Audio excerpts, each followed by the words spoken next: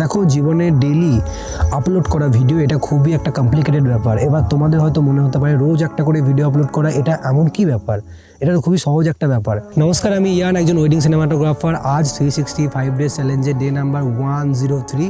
আর আমি শেষ কিছুদিন ধরে ভিডিও আপলোড করতে পারিনি। তার কারণটা হচ্ছে আমি আমার ফেসবুক পোস্টে বলেই দিয়েছিলাম যে আমার গ্রাফিক্স কার্ড হসপিটালে ভর্তি।